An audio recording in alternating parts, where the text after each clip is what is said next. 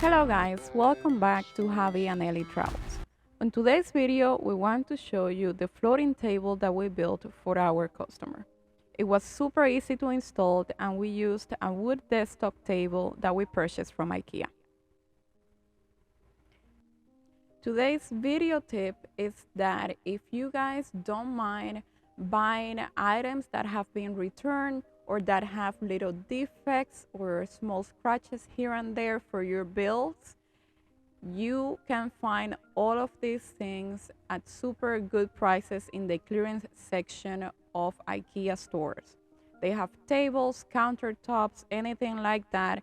We have bought several of these items, not just for our clients' bills, but also for ours. And again, just small defects that sometimes you can't even see, but it is a really good option to buy finished items at a really good price.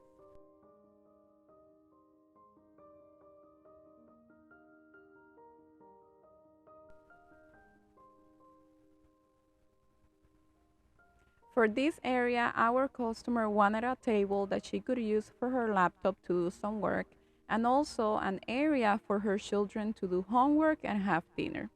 So we decided to make it as long as possible while also not making it too deep so that she could still have space for chairs and walk space around it. All we had to do was take the measurements, and thankfully we found this table at IKEA, which was a little bit longer, but it had the perfect depth.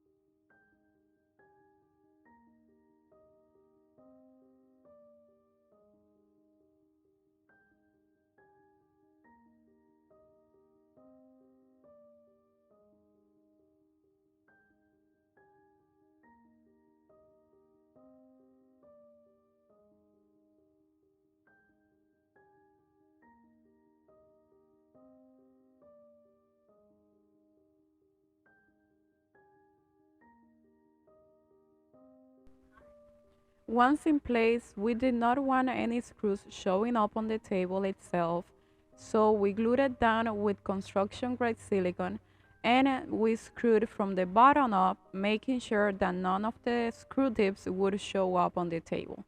So we had to use very specific screw sizes to make sure we didn't have any accidents.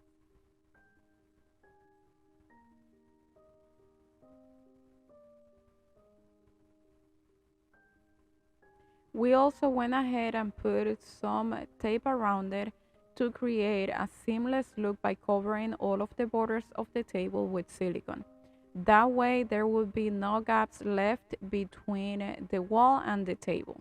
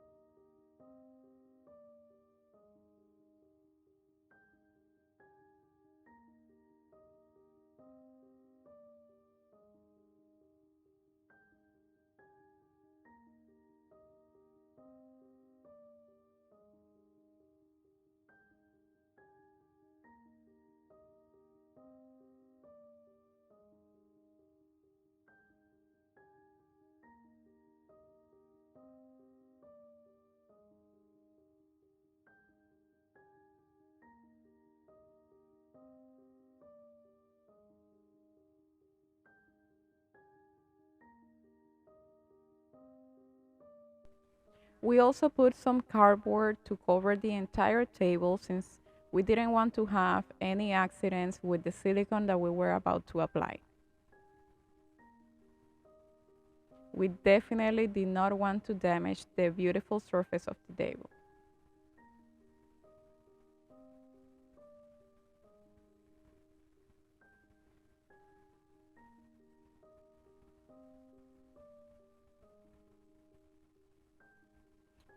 Another tip that we want to share in today's video is that if you use silicone for these types of projects to cover borders or do what we just did here, you have to work as fast as possible.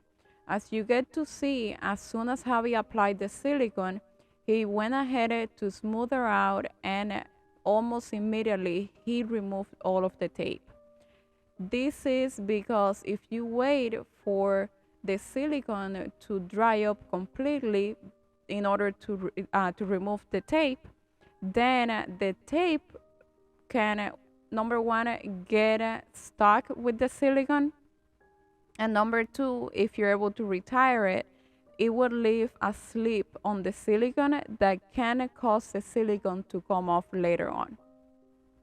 So just try to work as fast as possible and you will be guaranteed a smooth finish.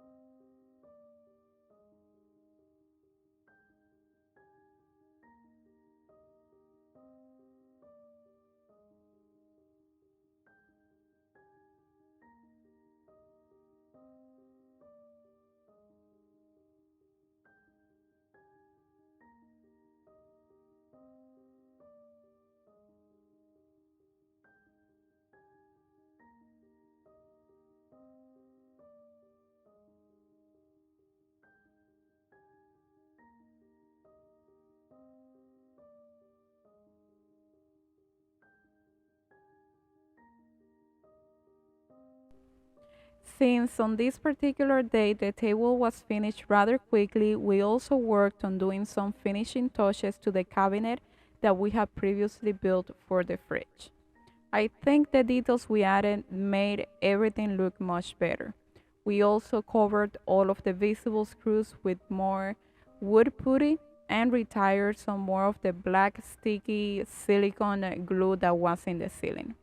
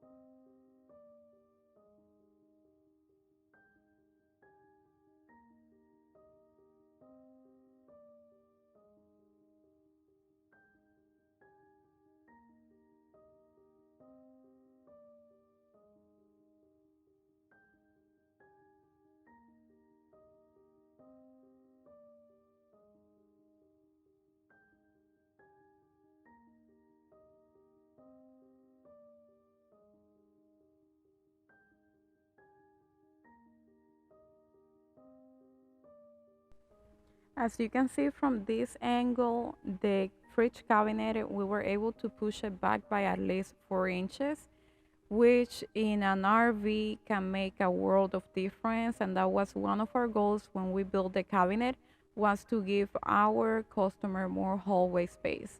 And we did it. So we were really happy about that. If you want to see the video where we built this cabinet, go and check the comments, the description below, because we're going to leave you a link there.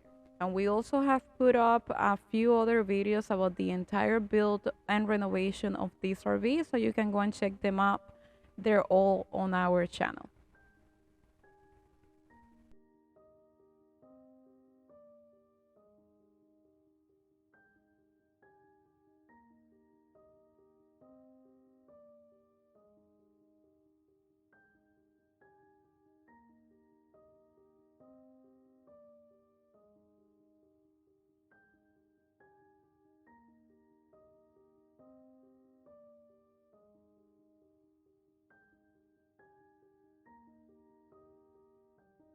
And that is it for today's video. We want to thank you for watching our content.